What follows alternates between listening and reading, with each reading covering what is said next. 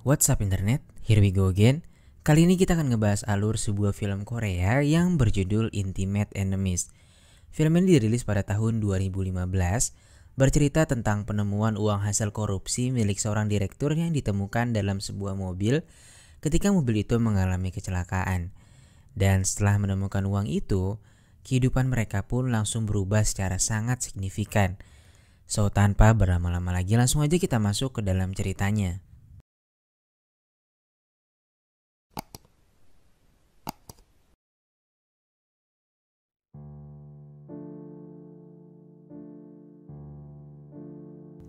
Di awal film, kita akan diperkenalkan dengan seorang pria bernama Jino yang baru saja mendapatkan pekerjaan oleh suatu organisasi yang sedang memata-matai seorang direktur yang diduga akan membawa uang hasil korupsinya ke suatu tempat untuk mengamankan uang hasil korupsinya itu.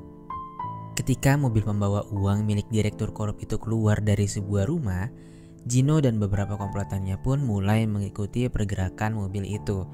Namun sayangnya di perjalanan, bosnya Jino yaitu Inso dan rekannya yang bernama Chang Jun dihadang oleh anak buah dari direktur korup itu.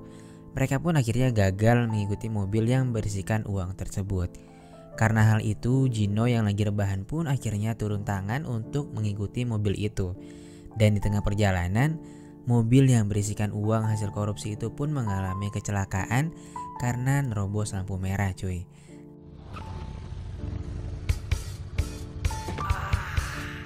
Nah, karena ada kecelakaan di sekitar sana, seorang cewek gemes bernama Nami yang bekerja sebagai kang derek mobil pun langsung menuju ke TKP atas perintah bosnya untuk membawa mobil tersebut. Dan ternyata, setelah diperiksa ternyata di dalam mobil itu dia melihat banyak sekali uang yang berada di dalam koper.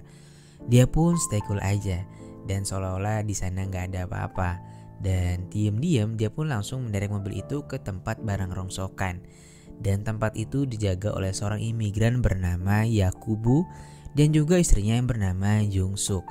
Pada malam harinya, Nami pun berniat untuk melancarkan serangannya untuk mengambil uang itu secara diam-diam. Begitupun juga dengan Jino yang sudah mengetahui keberadaan uang itu lebih awal. Dan dia berniat untuk mengkhianati komplotannya sendiri demi kepentingan dirinya. Sementara itu, Yakubu yang sedang memeriksa mobil itu juga menyadari bahwa di dalam sana terdapat uang yang sangat banyak. Dia pun kegirangan karena akan menjadi miliarder secara singkat tanpa bekerja keras. Hingga akhirnya mereka bertiga bertemu dan langsung membawa uang itu untuk segera diamankan. Di sana juga terdapat istri dari Yakubu yaitu Jung Suk. Setelah panjang lebar berdebat, mereka pun akhirnya memutuskan untuk membagi rata uang temuan itu. Yakubu dan istrinya kini bergegas untuk pergi keluar dari Korea. Sedangkan Jino dan Nami, mereka masing-masing mengamankan uang bagiannya sendiri-sendiri. Tak lama kemudian, anak buah dari bos korup itu menyisir semua lokasi yang dilewati mobil yang membawa uang itu. Dan mereka juga memeriksa mobil itu di tempat rongsokan, namun tak menemukan apapun di sana. Inso dan Changjon atau bosnya Jino yang sebelumnya ketahuan ketika sedang memata-matai uang itu, mereka akhirnya diberi tanggung jawab untuk menemukan uangnya. Karena jika tidak, maka karir dan nyawa mereka lah yang menjadi taruhannya. Di sisi lain, Nami dan Jino sedang dalam perjalanan untuk mengamankan uang mereka. Dan mereka berniat untuk membawa uang itu ke rumah Nami. Namun di tengah perjalanan, si Jino ini nampaknya rada sange sama si Nami yang punya body kayak gitar Spanyol, cuy. Jino pun bercerita dan membayangkan kalau mereka ini sedang bercocok tanam. Dan Nami ya nampaknya sedikit terangsang lah bisa dibilang ya. Dan ya sesampainya di rumah Nami, ritual itu pun terjadi secara real, cuy. Setelah selesai, Nami mengatakan kepada Jino bahwa dia sangat puas dengan ukurannya si Jino. Dan dia kepengen dikempet lagi sama si Jino lain waktu. Sehabis subuhan, Inso dimarahin oleh bosnya yang menyuruhnya untuk memata-matai si direktur korup itu. karena direktur korup itu memiliki kekuasaan yang cukup besar di Korea dan bosnya Inso yang menyuruhnya ini adalah salah satu rekan bisnisnya. Akhirnya si Inso ini disuruh minta maaf sama direktur korup itu dan mengajukan diri untuk membantunya dalam menyelesaikan masalah ini. Inso juga diminta untuk menghilangkan seluruh bukti yang telah lama dia kumpulkan mengenai bukti korupsi direktur itu. Di sisi lain, demi mengamankan uangnya, Jung Suk ditemani oleh Nami dan berniat untuk menitipkan uang itu kepada seorang gangster yang dipimpin oleh Embuki Kim. Sementara itu, anak buah dari direktur korup itu sudah mendapatkan bukti rekaman CCTV di mana Yakubu adalah seorang yang mengambil uang milik direktur korup itu.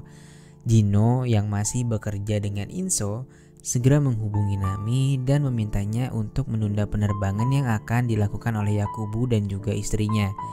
Karena menurutnya ini akan membahayakan mereka berempat.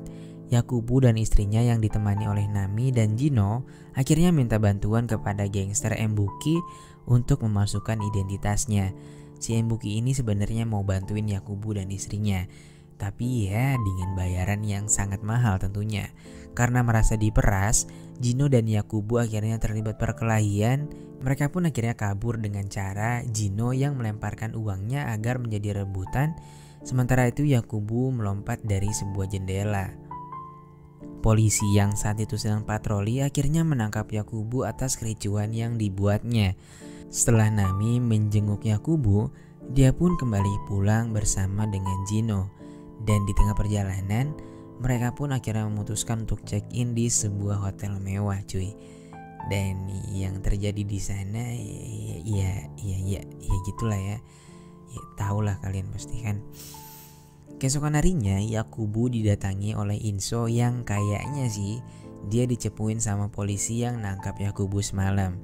Dan dia diminta untuk ngasih tahu di mana uang yang udah dia curi. Jino yang gak bisa ngelakuin apa-apa akhirnya cuma bisa kesian ngeliatin Yakubu dihajar sama si Inso dan juga anak buahnya. Hingga akhirnya Yakubu membawa mereka ke suatu tempat dan menyerahkan sekoper uang miliknya. Ketika ditanya kemana sisa uangnya, tiba-tiba kepalanya kegeplak sama tangan traktor dan langsung membuatnya nggak sadarkan diri, cuy. Dan di sini Inso mendapatkan info kalau Yakubu bekerja sama dengan Nami. Inso pun langsung menyuruh anak buahnya untuk menangkap Nami. Sementara Jino langsung menghubungi Nami untuk tidak kembali ke rumahnya karena ya mereka udah diketahuin sama si Inso. Namun Nami ini menghiraukan nasihatnya Jino dan malah kembali ke rumahnya dan mengambil uang itu. Dan di sana benar saja ternyata terdapat Changjun yang sudah mengawasinya sejak awal. Dan mereka pun akhirnya terlibat perkelahian yang dimenangkan oleh Nami yang berhasil mengajar burung perkutut milik Changjun. Singkat cerita, untuk menghilangkan bukti yaitu uang yang selama ini dicari-cari warga, akhirnya mereka berdua membelanjakan uang itu dengan membeli sebuah mobil sport.